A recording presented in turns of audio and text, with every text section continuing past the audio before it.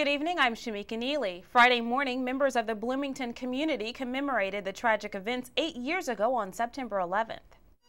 City of Bloomington Mayor Mark Cruzan reflects on the young children and the importance of providing education to try avoiding tragic events like September 11th, 2001 in the future. Soon we'll have an entire generation that grew up not knowing of certainly not having no recollection and perhaps not knowing much about September 11th and this whole time in our history. I think it's important for us to reteach ourselves and to teach the next generation about mistakes that were made, things that led up to that tragedy, the tragedy itself, the loss of life, and the kind of service that people, first responders, are providing to us. 343 firefighters lost their lives in the line of duty. Several community leaders shared their thoughts and memories. State Representative Peggy Welch says it's important to take time to remember our history.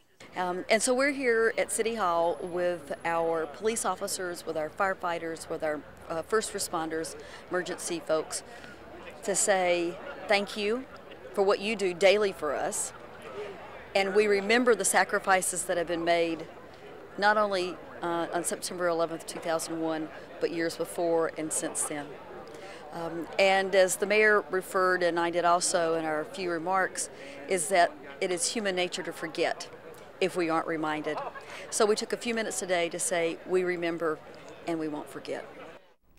For the third time in a week, a pedestrian has been struck by a car on Indiana University's campus. 21-year-old Indiana University student Kaishin Zhang was injured Friday. The driver of the car, 21-year-old Thomas Larison, told police he was temporarily blinded by the early morning sun. Her injuries were not life-threatening. This follows a fatal incident Wednesday, which took the life of sophomore Peter Duong. IU Police Lieutenant Craig Monroe reported that evening a pizza delivery driver was distracted by the news media covering the accident and struck a pedestrian who was not seriously injured.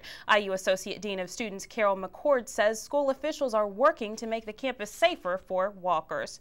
The Indiana University Hoosiers prepare to take on the Broncos of Western Michigan Saturday at noon at Memorial Stadium. The last time the two played each other was Kalamazoo in 2007.